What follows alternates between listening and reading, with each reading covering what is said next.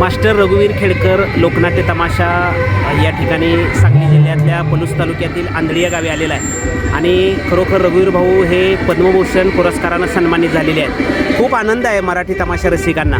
त्याच्यामध्ये खरोखर भाऊंचा एक खंदा समर्थक किंवा कलावंत म्हणून ज्यांच्याकडे खूप अत्यंत आदरानं पाहिलं जातं राजू खोल्लम माझ्यासमोर बसलेले आहेत. उत्कृष्ट गायक आणि निवेदक म्हणून तुमच्याकडे पाहिलं जातं. भाऊंना पुरस्कार मिळाला, तुमची आणि माझी बऱ्याच वेळा चर्चा झाली त्यावर. कसं म्हणजे त्यावेळची काय प्रतिक्रिया होती? भाऊंना ज्यावेळेस पुरस्कार मिळाला त्यावेळेस अतिशय आनंदात की या ज्या महाराष्ट्राच्या लोककलेसाठी जे लोककलावंत झगडत आहेत त्या संपूर्ण कलावंतांच्या जीवनाचं सार्थक झाल्यासारखं झालं. त्याची नोंद पहिल्यांदाच केंद्र शासनाने घेतली, भारत सरकारने घेतली. खूप खूप आनंद झाला. संपूर्ण परिवाराच्या कष्टाचं आत्तापर्यंत ज्या पिढ्यांनी काम केलं आहे त्यांचं चीज झाल्याचा आनंद झाला. भाऊ म्हणजे राजू भाऊ, रघुभाऊ हे खूप अगदी जन्मल्यापासून तमाशाच्या स्टेजवर आहेत आणि कांताबाईंचा खूप मोठा आशीर्वाद आणि तुकाराम खेडकर यांचं तर मोठे पण महाराष्ट्राला न सांगण्यापलीकडचं आहे. तर अशा परिस्थितीमध्ये तुम्ही या मोठ्या फडात काम करताय आणि भाऊंचा एक संयमी फड आहे. खूप कलावंतांना चांगलं जपणं किंवा व्यवस्था जपणं हे सगळं आहे. तर हे ज्यावेळेला मिळाला त्यावेळेला तुम्ही प्रतिक्रिया खूप सांगितली. आता भाऊंचे वेगवेगळ्या ठिकाणी सत्कार होते, कसं वाटतंय? आम्ही ज्या गावात जातोय जेव्हापासून पद्मश्री जाहीर झाला आहे त्या गावात 4-4, 5-5 भाऊंचे सत्कार होत आहेत आणि खूप आनंद वाटतोय. संपूर्ण महाराष्ट्रासाठीच आनंदाची गोष्ट झाली. पद्मश्री महाराष्ट्राच्या शिरपेचा मानाचा तुरा रोवला गेला आहे पद्मश्री.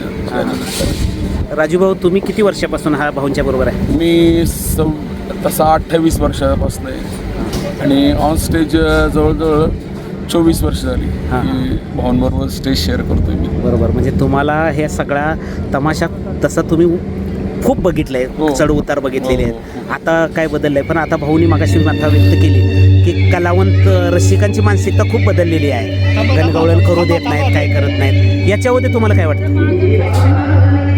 आता काळाचा प्रभाव आहे.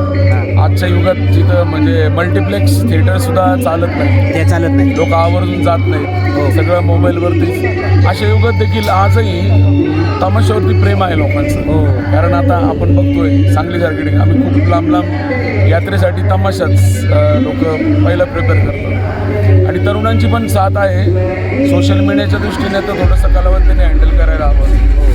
कारण आजच्या युगात जी तमाशाची खरी लोककला आहे, हलगी, संबळ, ढोलकी, तुंतुणं यांचा साज घेऊन फोकलोक सारखा कार्यक्रम हा जो आहे तो पूर्ण भारतात पण आणि भारताच्या बाहेर पण अतिशय लोकांची चांगल्या प्रतिक्रिया मिळवतोय. आपण तर खरे लोक कलावंत आहोत, आपण का नाही मिळू शकत?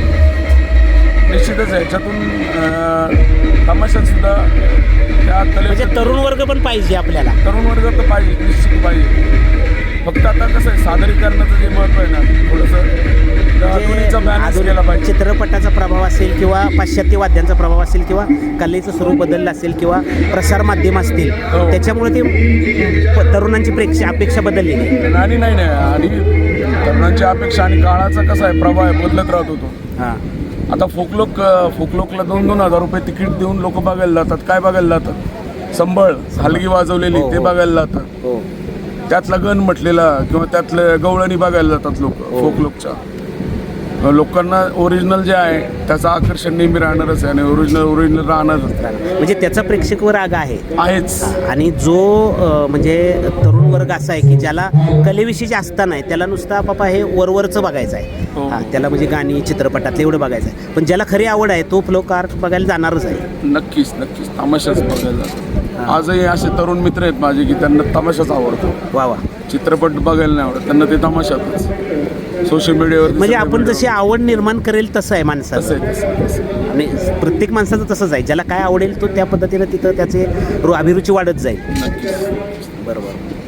मग आता हा किती दिवस प्रवास सुरू राहणार आहे? आता हा प्रवास आमचा 10 ते 15 मेपर्यंत चालू राहणार आहे.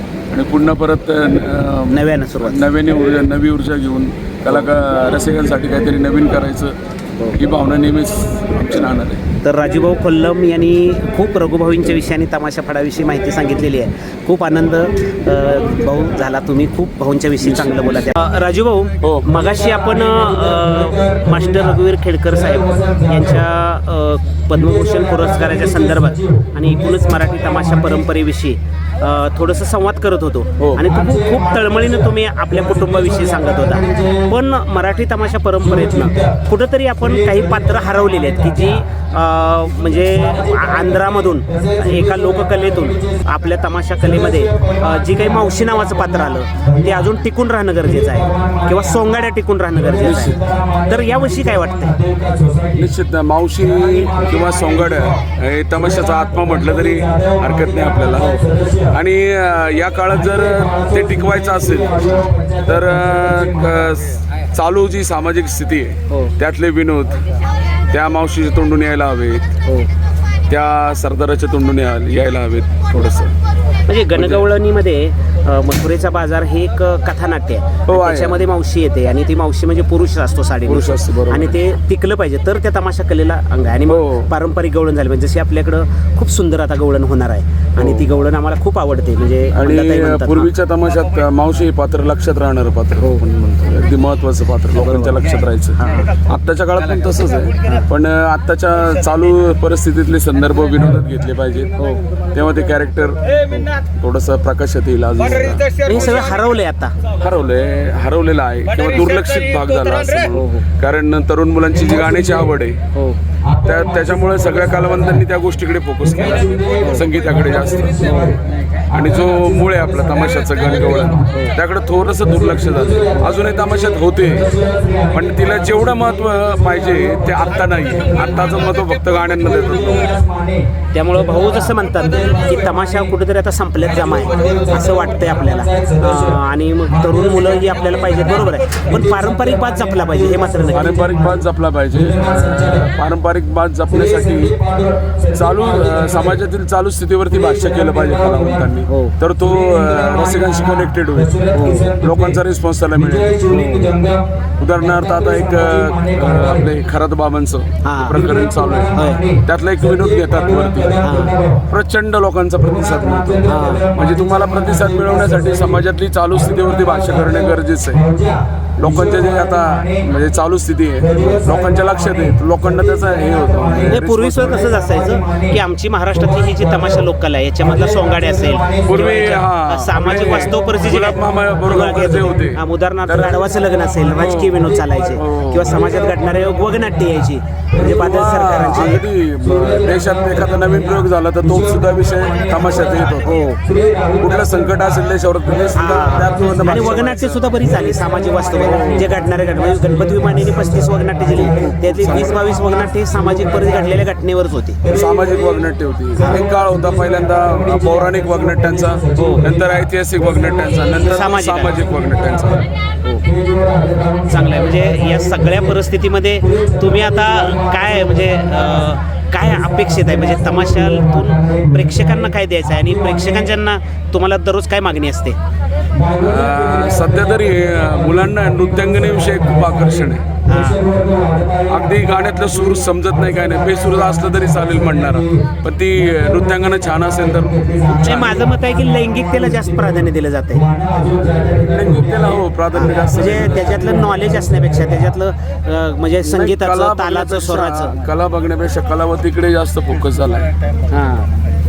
आणि आमची इच्छा चालू असलेल्या काळात गणगवळणीला आणि पारंपरिक तमाशाला खूप चांगले दिवस आहे. यासाठी कलावंतांनी सुद्धा खूप प्रयत्न करणं गरजेचं आहे असं मला वाटतं. म्हणजे तुम्ही राजूभाऊनी कलावंत हा जागरूक राहणार, कलावंतानं सुद्धा कलेत काही साधना केली पाहिजे, कलेची साधना केलीच पाहिजे आणि सामाजिक भान त्यांनी जपलं पाहिजे सगळ्यात पहिलं. खूप सुंदर तुम्ही म्हणजे तळमळीने सांगताय त्याबद्दल धन्यवाद. धन्यवाद.